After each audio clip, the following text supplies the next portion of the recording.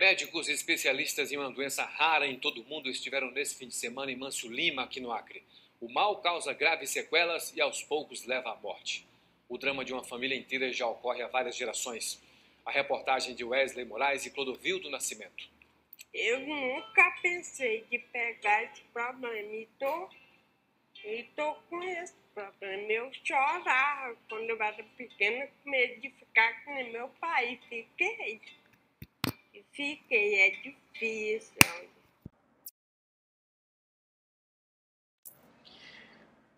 Fala pessoal, sejam bem-vindos de volta ao nosso curso de neuroanatomia.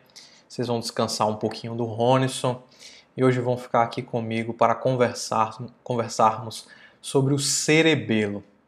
Começamos então com esse vídeo bem chocante, bem dramático, para mostrar a vocês o espectro, a grande variabilidade de apresentações clínicas que podem ser resultantes de lesões cerebelares. Hoje vamos fazer uma apresentação um pouco mais teórica, tá? Alguns colegas têm até essa demanda, né, da gente aprofundar mais em estruturas anatômicas. No cerebelo, particularmente, a gente vai fazer isso para entender melhor essas vias, elas são mais complicadas. Então vamos mudar um pouquinho o modo de apresentar para vocês e hoje de uma forma mais técnica. Falem embaixo aí nos comentários o que é que vocês acharam, fiquem à vontade em conversar com a gente. Então vamos dividir aqui essa apresentação na anatomia microscópica do cerebelo, macroscópica, anatomia topográfica propriamente dita. As divisões, a gente acha importante comentar sobre essas divisões porque isso causa confusão na prática e você não precisa ficar estressado com isso. Sobre as porções diferentes do cerebelo, que são vestíbulo cerebelo, espino cerebelo e cérebro cerebelo. E lógico, terminar com correlações clínicas falando da parte de abordagem aos nossos pacientes, que é o que importa. Mas vamos então começar com essa carga teórica. É bem legal entender o cerebelo, ele é uma estrutura que tem uma base fisiológica muito interessante. Vamos viajar então agora para a microscopia do cerebelo. Antes disso, pessoal, é importante situar-nos onde está o cerebelo. Essa altura do campeonato, você já estudou bem o tronco encefálico, então esse corte sagital de ressonância, a gente está vendo bem aqui as estruturas, o mesencéfalo, ponte, o bulbo, o cérebro aqui em cima, o tálamo, que ainda vamos estudar no nosso curso. E aqui observamos então o cerebelo. O cerebelo está nessa região conhecida como a fossa posterior da região craniana, uma região também conhecida como região infratentorial. Então você vai ver muito isso em algum livro, algum colega comentando, está na região infratentorial, abaixo da tenda do cerebelo, região infratentorial, habitualmente compreende então tronco encefálico e o cerebelo, que fica nessa porção aqui mais posterior com relação ao tronco encefálico. Observe também a relação com essa estrutura cavitacional, que é o quarto ventrículo, que é preenchido de líquido. Isso pode ser importante também em algumas patologias. Então, se situa aí de modo grosseiro onde está o cerebelo, que isso ajuda muito. Isso é simples, mas ajuda muito do ponto de vista prático e inicial, essa localização do cerebelo. Então, a gente agora vai para a estrutura microscópica desse órgão. Vamos fazer um corte do cerebelo. E é interessante observar que até pelo nome, né, cerebelo, pequeno cérebro, ele se assemelha com a estrutura do cérebro, a estrutura divisional do cérebro em substância cinzenta e substância branca, em um córtex cerebelar e uma substância branca cerebelar. E existem camadas diversas, que há uma distribuição bem peculiar de células. Isso vai modular o impulso que chega no cerebelo e que finalmente vai sair desse órgão, como vamos ver. Então, vamos desenhar essas camadas para ficar mais fácil de você entender. Sinceramente, não precisa você decorar nada aqui para resolver nenhum tipo de caso na prática clínica, tá? A grande lição disso aqui é, na verdade, você compreender o papel fisiopatológico do cerebelo. Isso é muito importante, pegar essa visão macro, né? E não ficar concentrando muito nessas pequenas estruturas. Então, o córtex cerebelar, estamos falando aqui das camadas do córtex.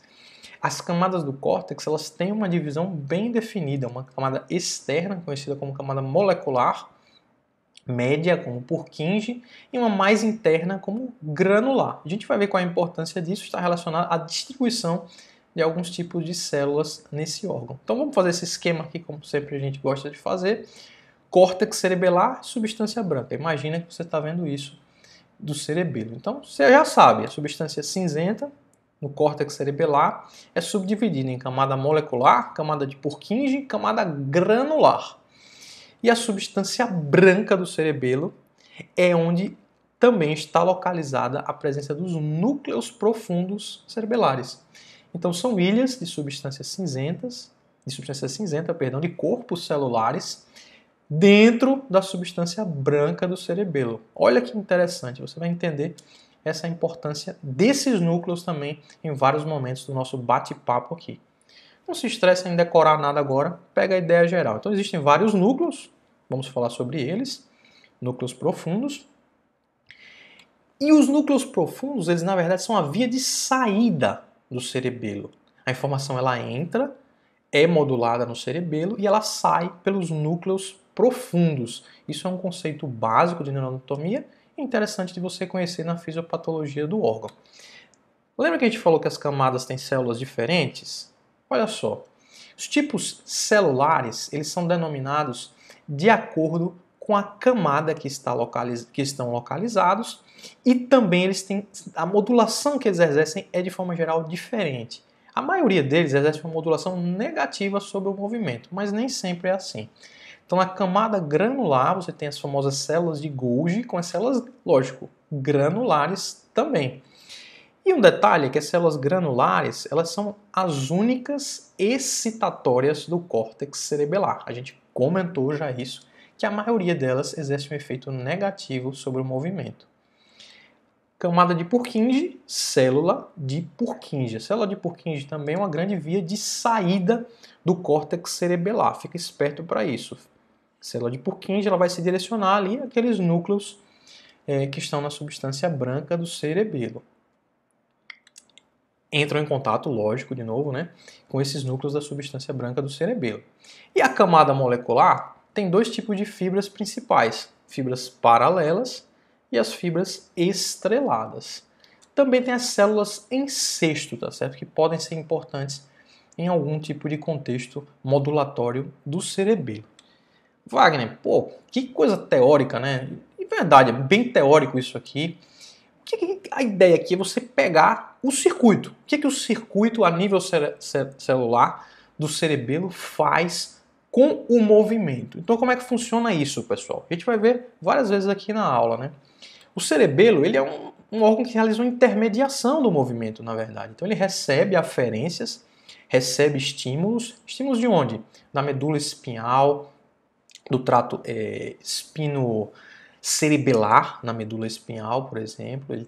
Esse trato ele traz informações sensitivas relacionadas à posição de locais do corpo, traz isso para o cerebelo modular. Núcleo vestibular, de acordo com a posição da cabeça. Então, várias informações são passadas ao cerebelo através dessas aferências, seja da medula espinhal, seja do órgão vestibular, seja de núcleos pontinos, na ponte, obviamente.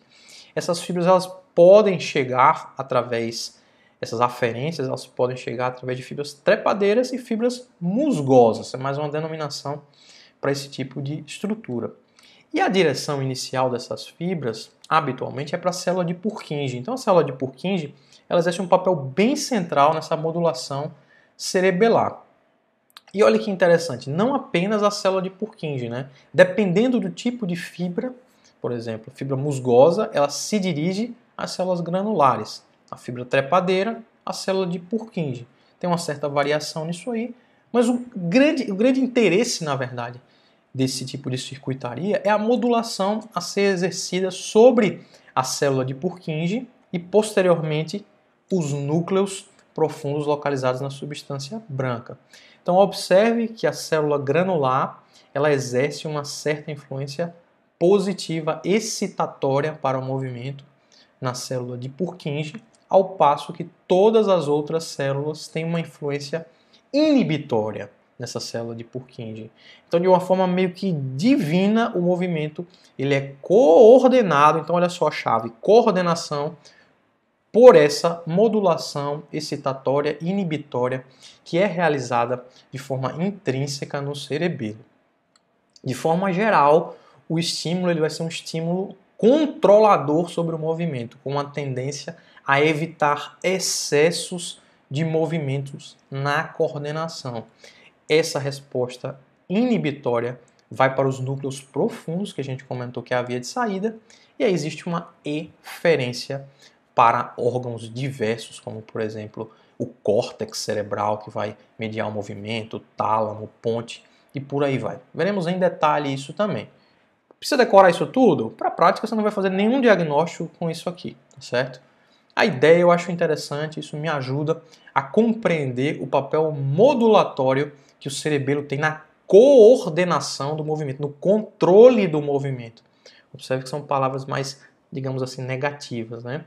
Manter o movimento ali sob controle. As fibras musgosas também podem exercer um efeito direto sobre esses núcleos profundos, mas é um detalhe puramente anatômico. Para fechar aqui esse diagrama, saindo um pouco daquele decoreba, né, tradicional, para fechar aqui o que acontece do ponto de vista prático no cerebelo, é que chega uma informação relacionada à motricidade, seja da medula espinhal, seja do órgão vestibular. Essa informação dos diversos lugares entra naquele circuito, naquela circuitaria microcelular do cerebelo, ela é modulada habitualmente de forma final inibitória, mas existem diversos mediadores nesse circuito, por exemplo, inclusive as células granulares podem exercer estímulo excitatório com o glutamato, né? Então o glutamato é um dos neurotransmissores excitatórios do sistema nervoso, mas de forma geral predominam os estímulos inibitórios GABAérgicos. Então, neurotransmissor GABA muito relacionado à inibição e controle de impulsos por essas várias células que a gente viu. Então, chega essa informação, ela é modulada e ela corrige o movimento, controla o movimento, harmoniza o movimento. Olha que interessante, então, o cerebelo ele vai realizar em diversos níveis com maestria o controle e coordenação do movimento. Então, incoordenação pode ser por várias causas, viu, pessoal? Uma delas é lesão cerebelar. Isso pode se manifestar, como a gente viu até naquela paciente. Você viu um exemplo, abrindo o vídeo aqui, clássico de uma disartria cerebelar. Então, essa incoordenação pode se manifestar na fala, nos movimentos dos olhos, das mãos, do andar. Vamos ver isso em detalhes também nas próximas aulas. A correção, você já sabe disso, ela vai ser enviada para diversos locais. Córtex motor, tálamo, núcleo vestibular e por aí vai. Até a próxima aula, vamos falar então de macroscopia básica do cerebelo.